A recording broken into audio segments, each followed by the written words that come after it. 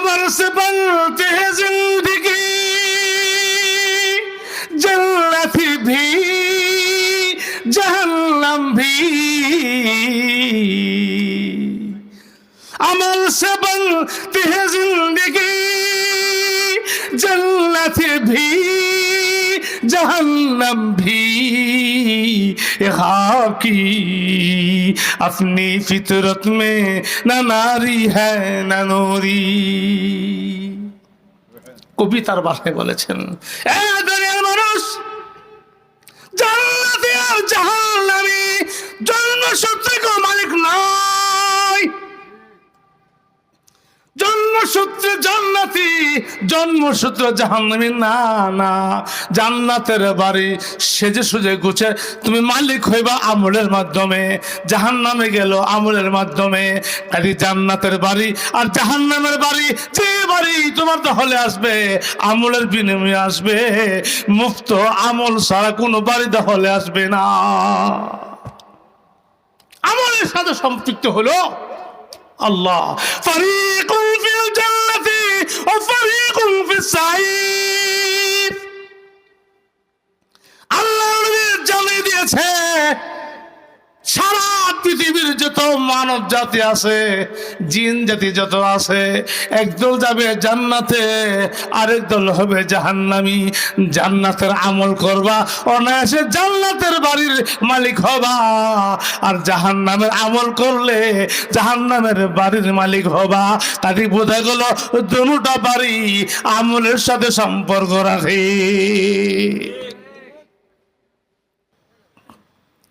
এই দুইটা সাবজেক্টের একটা সাবজেক্ট তো বড় কঠিন সেটা হলো জাহান্নাম তবে আপনাদেরকে আমি একটা জিনিস জানাই দেই আগেই যেই কথাটা ইবনে মাজাহ শরীফ দাওরায়ে হাদিসে বিশুদ্ধ 6টা হাদিস পড়ানো হয় এর একটা হলো ইবনে মাজাহ শরীফ যেমন বুখারী শরীফ মুসলিম শরীফ তিরমিজি শরীফ আবু দাউদ শরীফ নাসাই শরীফ ইবনে মাজাহ শরীফ এই 6টা বিশুদ্ধ হাদিসের একটা হাদিস হলো ইবনে মাজাহ শরীফ এই কিতাবের একেবারে শেষ হাদিস যে হাদিসের উপরে কিতাবটা সমাপ্ত হলো কিতাবের শেষ হাদিসের এই হাদিসের মধ্যে শেষ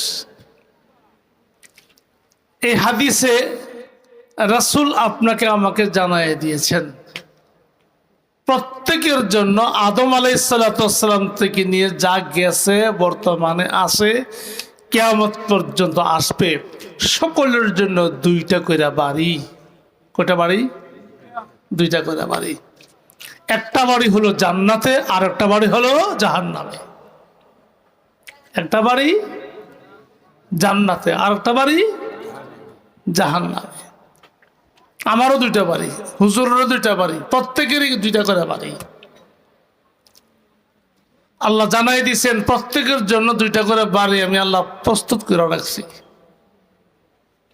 এখন যার যার বিবেককে প্রশ্ন করা হোক হুজুর যে হাদিসের রেফারেন্স দিয়ে বললো প্রত্যেকের জন্য 2টা করে বাড়ি একটা জান্নাতে আর একটা কোথায় এখন বিবেকরে জিজ্ঞাসা করেন বিবেক তুই কোন বাড়িতে যাবি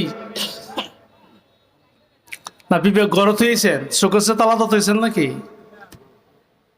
যার যার বিবেক সঙ্গে লইয়েছেন না যার যার বিবেকরে প্রশ্ন করেন হুজুর যে বললো 2টা করে বাড়ি একটা বাড়ি জান্নাতে আর একটা বাড়ি আর তুই কোন বাড়িতে যাবি দেখেন তো আপনার বিবেকে সাড়া দেয়নি দেয় কথা কয় না আপনার আমার বিবেকে কি সাড়া দেয় কোন বাড়িতে যাবার কথা কয় আসতে কোন কেন কোন বাড়িতে জান্নাতের বাড়িতে যাওয়ার জন্য আমার বিবেকও বলে আপনার বিবেকও বলে কথা বলতে কিনা কারণ জাহান্নামের বাড়িটা সাধারণ বাড়ি না কত কোয়ালিটির মানছে মঞ্জুর আল্লাহ জানে এগুলি সহ্য করার মতো ক্ষমতা আছে তো কাজী আপনার বিবেকও বলে জান্নাতের বাড়িতে যাইতে আমার বিবিকেও বলে জান্নাতের বাড়িতে যাইতে, কারণ জান্নাতের বাড়িতে যাইতে গেলে জান্নাতের বাড়ির কিছু আমল আছে কি নাই?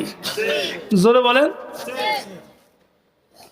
জান্নাতের বাড়ি দখল করতে গেলে নাকি লাঠি দিয়ে ফিডে দখল করবে?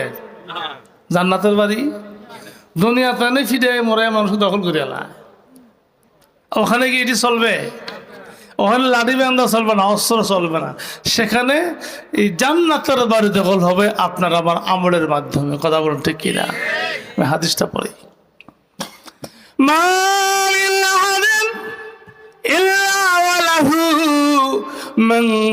منزلان منزل في الجنة ومنزل في النار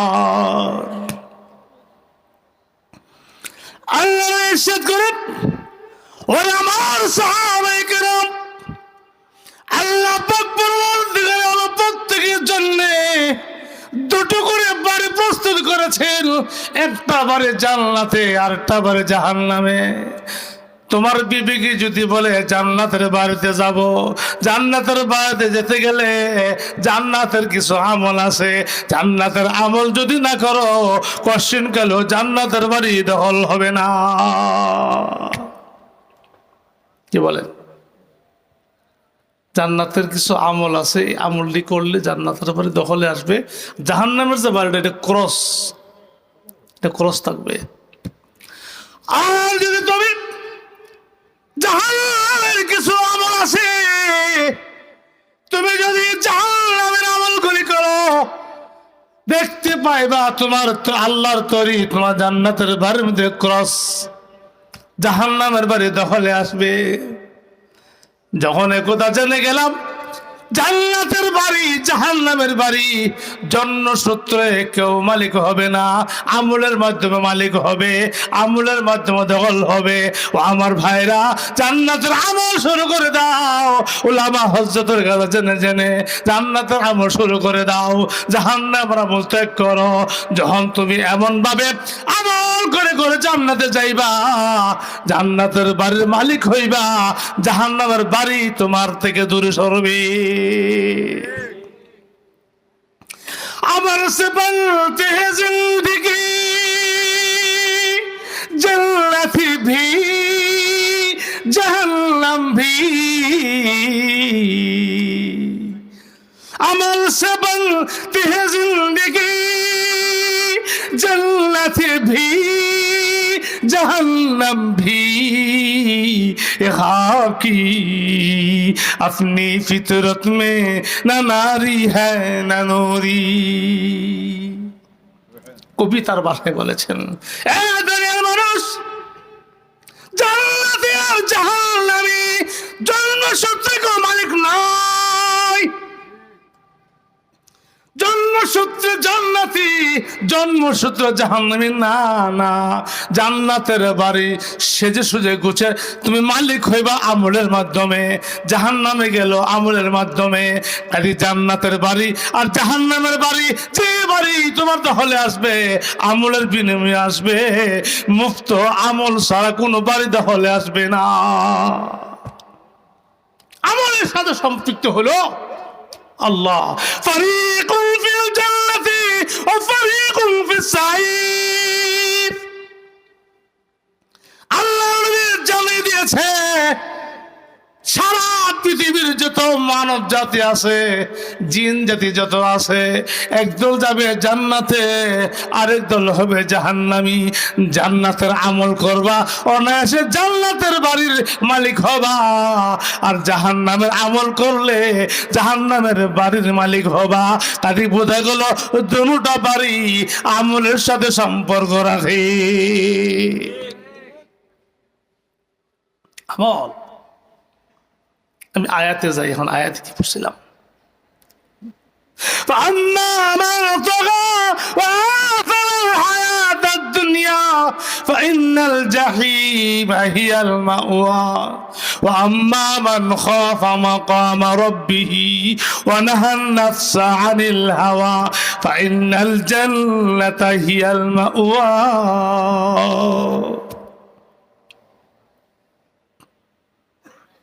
জাহান্নামের যারা জাহান্নামে যাবে, জাহান্নামে যারা যাবে, ছোট্ট একটা তালিকা দিয়েছেন, ছোট্ট, একবারে ছোট।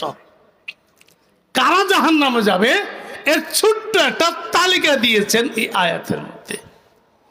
এতটাই ছোট তালিকাটা এতটাই ছোট। ওই দেখবেন কিন্টার গার্ডেনে কিন্তু কিছু বই পুস্তক আছে, আগে দেখতাম একের ভিতর 3, এখন লেখে যেমন একের ভিতর অনেক। কথা বলা দেখছুন না, বই দেখছুন না, একের ভিতর অনেক। এই যে আয়াত পড়ছে জাহান্নামে যাওয়ার যে তালিকাটা দিয়েছেন, এই তালিকার মধ্যে এত ছোট করে তালিকাটা দিয়েছেন 2 এর ভিতর অনেক। সুবহানাল্লাহ বলতেন না? আল্লাহ কত আহকামুল হাকিমিন। 2টা তালিকা দিয়েছেন। আমি মনে করবো যে 2টা কাজ না করলে মনে হয় আমি জান্নাতে যেতে পারবো, আর 2টা কাজ করলে মনে হয় জাহান্নামে যাবো। ওরে বাবা, এটার ভিতরে লাড়া দিলে জায়গা খালি বের হয় 2 এর ভিতর অনেক, 2 এর ভিতর।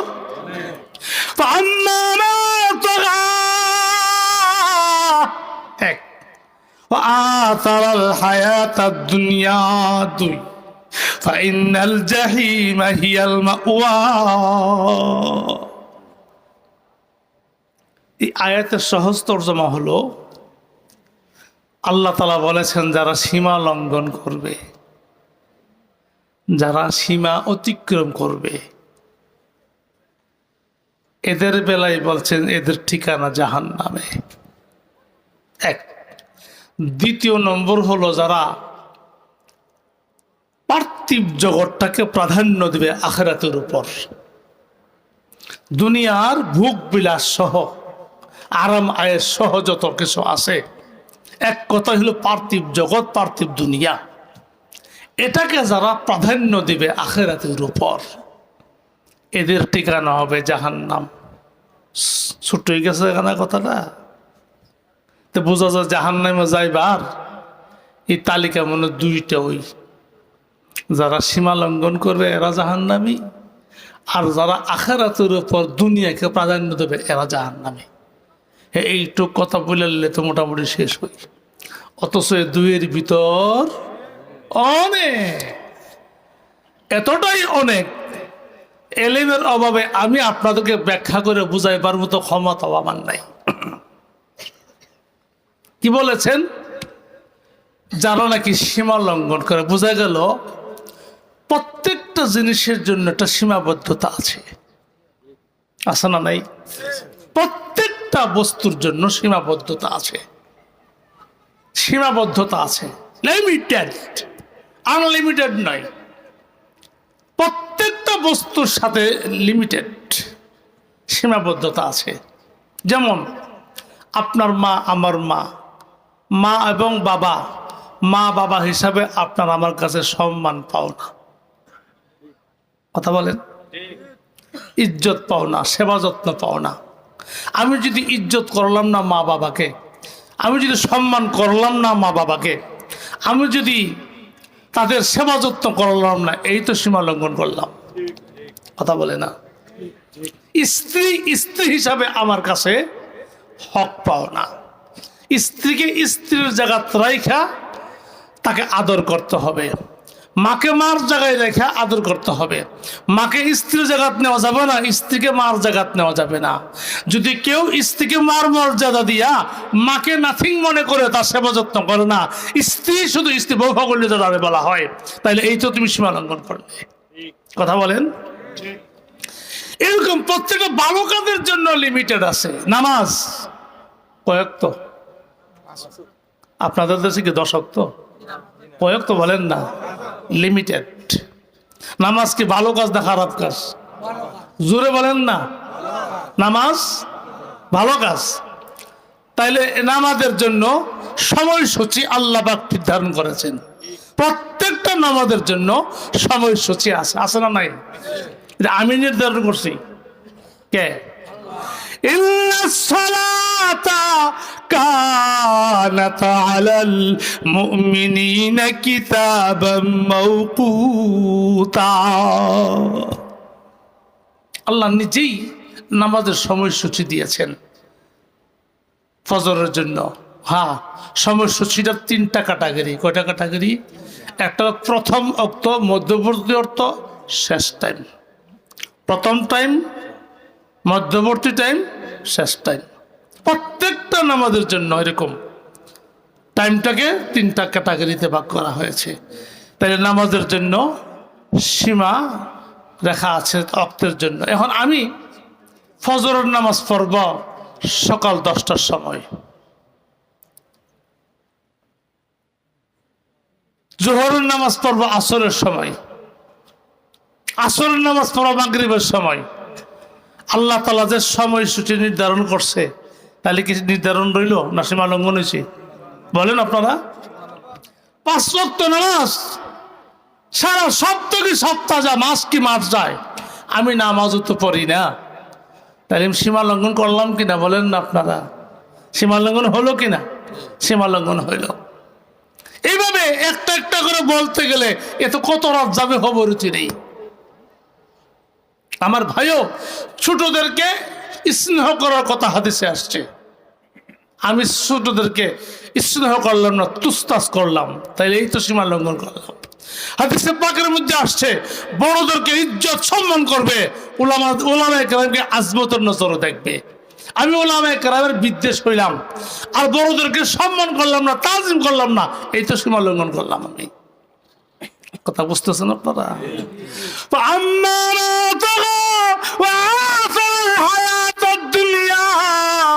ফাইনাল জাহিম হিয়াল মাওয়া। আমার ভাইরা, আল্লাহ নবী ইরশাদ করেছেন জাহান্নামের আগুন কত কঠিন। ও কিদা আলাল নারি আলফা সানাতিন হাত্তা বিয়াযাত সুম্মা উকিদা আলান নারি আলফা সানাতিন হাত্তা মাররাত সুম্মা উকিদা আলান নারি আলফা সানাতিন হাত্তা সুওয়াদ্দাত ওয়া হিয়া সাউদাউ মুজলিমা। আল্লাহ ইরশাদ করেন, আরে উম্মতেরা, জাহান্নামের আগুন আল্লাহ পাক 1000 বছর পর্যন্ত জ্বালাইতে জ্বালাইতে জ্বালাইতে জ্বালাইতে তেজ করতে করতে তার কালার হয়ে গেছে সাদা। সাদা কালার, লাইটগুলো যেমন সাদা এরকম সাদা কালার। এরপরে আবার 1000 বছর পর্যন্ত জ্বালাইতে জ্বালাইতে জ্বালাইতে জ্বালাইতে তেজ করতে করতে তার কালার হলো লাল, লাল কালার হয়ে গেছে। এরপরে আবার 1000 বছর পর্যন্ত জ্বালাইতে জ্বালাইতে তেজ দিতে দিতে দিতে দিতে তার কালার হয়ে গেছে ব্ল্যাক, কালো। জাহান্নামের আগুন কালো আর কালো থাকবে। ও আমার ভাইরা, হাদিসে পাকের মধ্যে আসে রাসূল বলেছেন জাহান্নামের আগুনটাকে 70 ভাগ করে, 70টা ভাগ করে কেবলমাত্র 1 ভাগ তেজ দিয়া দুনিয়াতে আমার আল্লাহ আগুন দিয়েছেন রান্না বান্না করার জন্য, ব্রিক্স পূর্বার জন্য, আপনার প্রয়োজন মিটাইবার জন্য। আর 69 ভাগ আল্লাহর কাছে রেখে দিয়েছেন। ও আমার ভাইরা, হাদিসে পাকের মধ্যে আসছে, হাদিসে পাকের মধ্যে আসছে ওই জাহান্নামের তেজ 69 ভাগ তেজ, 69 ভাগ তেজ আগুনের মধ্যে কাউকে নিক্ষেপ করে দিলে সেখান থেকে যখন তাকে উঠাইয়া দেয়া দুনিয়ার আগুনে যখন তাকে নিক্ষেপ করা হবে, হাদিসে পাকের মধ্যে রাসূল বলেছেন আরামের ঘুম ঘুমাবে। কারণ দুনিয়ার আগুনের তেজটা জাহান্নামের আগুনের তেজের তুলনায় তার কাছে তেজ মন হবে না, তেজ মনে হবে না। কত কঠিন আগুন, কত কঠিন আগুন। আমার ভাইরা, কবরের জগৎ কত কঠিন। একটু কবরের প্রস্তুতি না নিয়ে আল্লাহর দোয়াই কেউ যাইও না, কবরে কেউ যাইও না, কবরের প্রস্তুতি না নিয়ে কেউ যাইও না। কবর বড় কঠিন জায়গা, অত্যন্ত কঠিন জায়গা। সেখানে গেলেই তো আপনাকে আমাদের চাপা দেবে।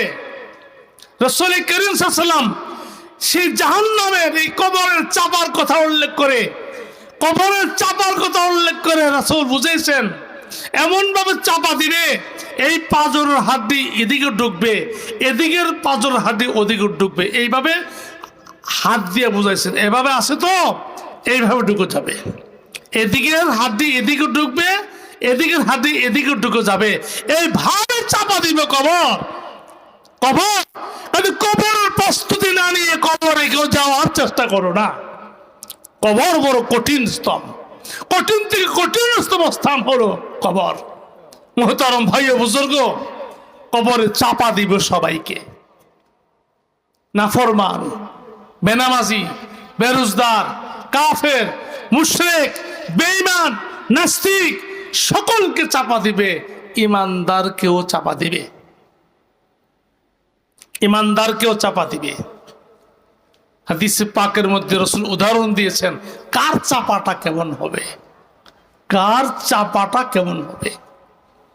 কাফের মুশরিককে চাপা দিবে, একটা পাথরের মধ্যে ডিম রাইখা আর একটা পাথর দিয়ে ছেঁচা দিলে ডিমের যে দশা, কাফের মুশরিক বেঈমানদের চাপাটা এমন হবে। আর যারা নেককার, আল্লাহওয়ালা, দিনদার, বুজুর্গ, ইমান নিয়ে কবরে গেছে, নেক আমল নিয়ে যারা কবরে গিয়েছে তাদেরকেও চাপা দিবে। তবে তাদের চাপাটা কেমন হবে, শিশুরা কান্না করলে মা কোলে নিয়ে যেমন বুকের সঙ্গে তাকে চাপাটা ধরে, খুব কষ্ট পায় না? শিশুদেরকে বুকে নিয়ে যখন মা চাপা দেয় খুব কষ্ট পায় না আরাম লাগে? বলেন না আপনারা? জি, আরাম, এতটাই আরাম বাচ্চার কান্নাটা বন্ধ হয়ে যায়। কথা বলেন ঠিক কিনা? কান্না করছিল তো, মা যখন তাকে বুকে নিয়ে বুকের সঙ্গে চাপাতা ধরেছে, বস বাচ্চার কান্না বন্ধ হয়ে গেছে। তার মানে কি, মার কুলে যাওয়ার কারণে মায়ের চাপাটা তার কাছে আরাম লাগছে, যার কারণে মার কুলে গিয়ে তো ঘুমাই গেছে গা। কথা কোন ঠিক কিনা? আমার ভাই, অত্যন্ত কঠিনতম জায়গা হলো কবর। যদি আপনি নেক আমল নিয়ে যেতে পারেন, নামাজ নিয়ে যেতে পারেন, রোজা নিয়ে যেতে পারেন, হজ জাকাত নিয়ে যেতে পারেন, এইভাবে কোরআন তেলাওয়াত নিয়ে যেতে পারেন, তবে আল্লাহর কসম এই নেক আমলগুলো আপনার কবরের চতুর্দিকে প্রহরীর দায়িত্ব পালন করবে। আপনি আমি কোনো না কোনো গুনার কারণে হয়তো আযাবের একটা ফয়সালা ছিল, কোনো না কোনো গুনাহ তো আমার থেকে হতেই পারে, আমি তো মানুষ। কোনো না কোনো গুনার কারণে হয়তো আযাবের ফয়সালা ছিল, তো ডান দিক দিয়ে আযাব আসবে, না হয় বাম দিক দিয়ে আসবে। ডান দিক দিয়ে আযাব আসবে তো নামাজ দাঁড়ায় যাবে, স্টপ। আমি তার নামাজ, আমি তার জীবনের নামাজ, ভুল ত্রুটি মানুষের হতেই পারে, এই দিক দিয়ে আযাব আসতে দেব না, এদিক দিয়ে আযাব আসতে দেব না, তাকে আউট করে দিবে। আবার আরেক দিক দিয়ে আসবে আযাব, তো তার তেলাওয়াত প্রহরীর দায়িত্ব পালন করবে। কোরআনে কারীম বলবে যে মানুষ হিসাবে ভুল ত্রুটি থাকতেই পারে, আমাকে তেলাওয়াত করেছে, আমিও তোমাকে আসতে দেব না আযাব দেওয়ার জন্য। এইভাবে মনে করো যাকাত, হজ ইত্যাদি আমল করেছে, রোজা রেখেছে, ওই রোজাগুলি আরেক দিক দিয়ে প্রহরীর দায়িত্ব পালন করবে। তাহলে ওই যে আমরা বলি যেমন কর্ম তেমন ফল। নেক আমল করছেন তো আপনি ভুল করবে, আপনি ভোগ করতে পারবেন। কবরের চারপাশেই আপনার জন্য নেক আমলগুলো প্রহরীর দায়িত্ব পালন করবে। কতদিন? কিছুদিন প্রহরীর দায়িত্ব পালন কইরা এরপর ঘুমিয়ে যাবো নাকি? জি, ঘুমিয়ে যাবে? না না না।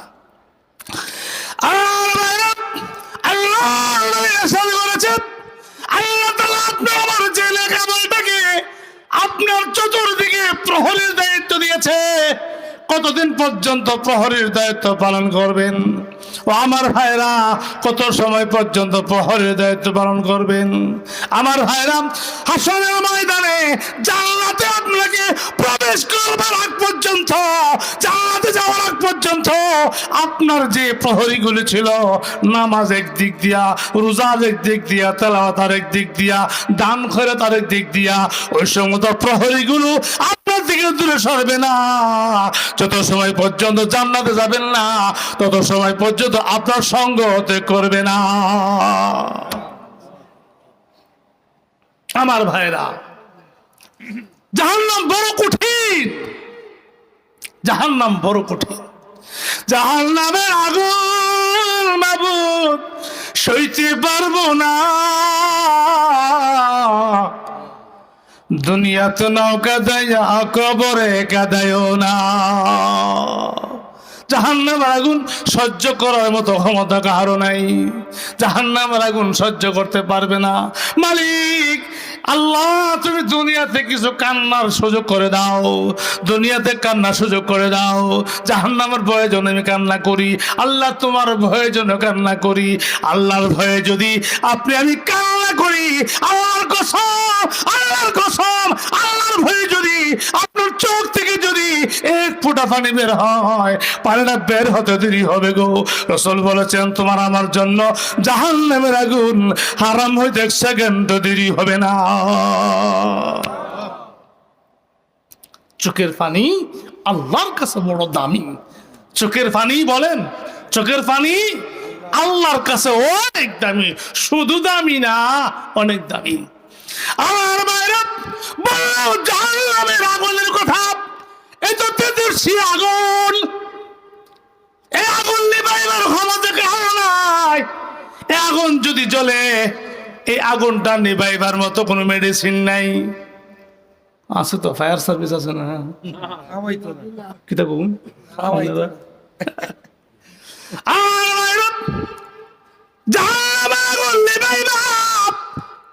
এই ক্ষমতা পৃথিবীর কারো নাই।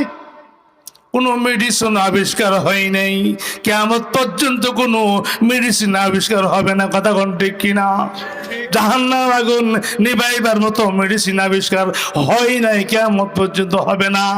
আপনার নবী, আমার নবী, প্যার নবী, বিশ্ব নবী, মায়ার নবী, আল্লাহর নবী ইরশাদ করেছেন, উম্মতেরা আল্লাহর ভয়ে যদি তোমার চোখ থেকে এটা মরা মাছির মাথা পরিমাণ পানি, এটা মরা মাছির মাথা পরিমাণ পানি চোখ থেকে যদি বের হয়, এটা বের হইয়া গালটা পরিমাণ গাল বায়া বায়া ভরে।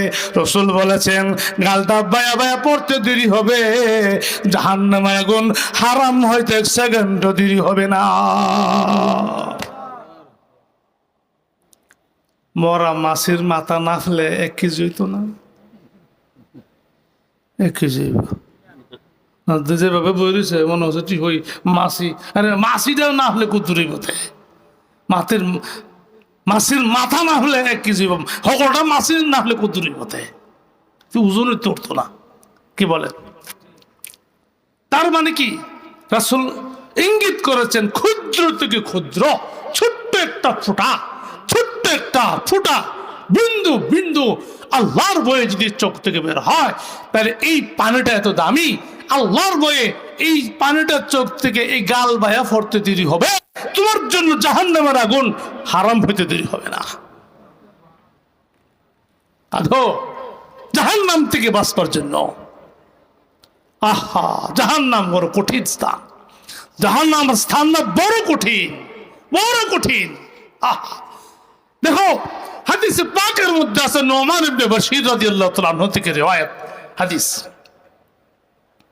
জাহান্নামের আযাবের স্তর আছে। তো একটা নিম্নমানের একটা আযাব আছে, নিম্ন স্তরের একটা আযাব আছে, উচ্চ স্তরের তো আছেও, নিম্ন স্তরের একটা আযাব আছে। সেটা হলো রাসূল বলেছেন যাকে এমন 2টা স্যান্ডেল ফায়ার দেওয়া হবে যে সেই স্যান্ডেলের ফিতাগুলি আগুনের তৈরি। স্যান্ডেলের ফিতাগুলো, স্যান্ডেল চিনেন না আপনারা? না স্যান্ডেলও চিনেন না? হ্যাঁ, এই স্যান্ডেল ফিতাওয়ালা রাসূল বলেন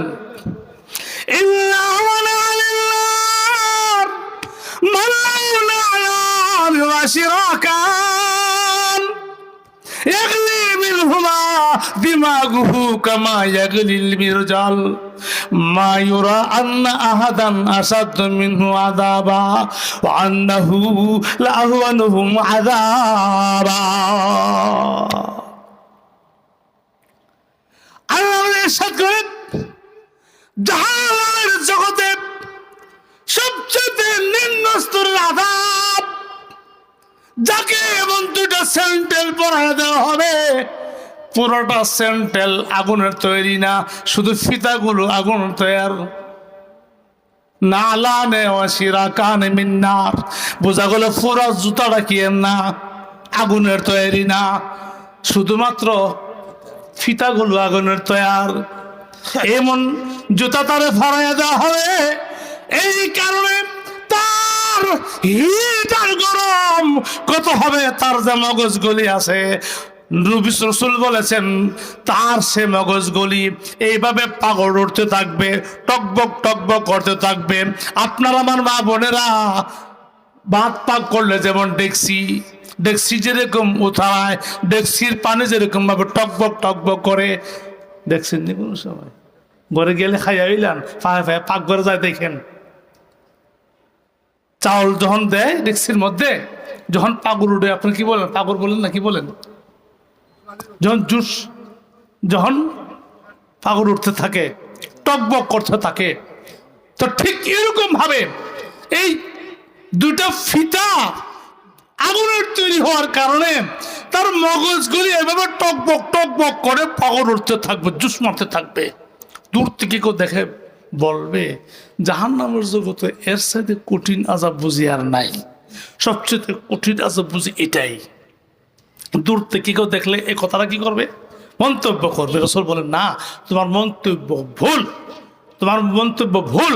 জাহান্নামের জগতে এটা সবচেয়ে কঠিন আযাব না, জাহান্নামের জগতে সবচেয়ে সহজ আযাবটা, সবচেয়ে নিম্ন স্তর আযাবটা হলো এটা, যেটাকে দেখা তুমি মন্তব্য করতে তো সবচেয়ে কঠিন আযাব। তাহলে নিম্ন স্তর আযাব যদি এমন হয়, তাহলে উচ্চ স্তরটা কেমন হইব নিজে একটু চিন্তা করলে। বুঝলেন আপনার আমার কথা? আমার ভাইও, অত্যন্ত কঠিন থেকে কঠিন জায়গা হলো জাহান্নাম। এই জাহান্নামের আগুন সহ্য করার মতো কাহারও ক্ষমতা নাই। এই জাহান্নাম থেকে কিভাবে বাঁচবো? নেক আমল ছাড়া। দেখেন, জাহান্নাম থেকে বাঁচবার একটা উপায় আছে। জাহান্নাম থেকে বাঁচবার, জান্নাতে যাইবা, আল্লাহর ওলি হইবা, নবীর সুপারিশ পাইবা, চারটা কাজের জন্য চারটা আমল আছে। সুবহানাল্লাহ বলবেন না? ফরজ আদায় করবেন, জান্নাতে যাইবেন। সুবহানাল্লাহ, জোরে কর না সুবহানাল্লাহ। ফরজ আদায় করলে, ফরজ ওয়াজিব আদায় করলে জান্নাতে যাইবেন।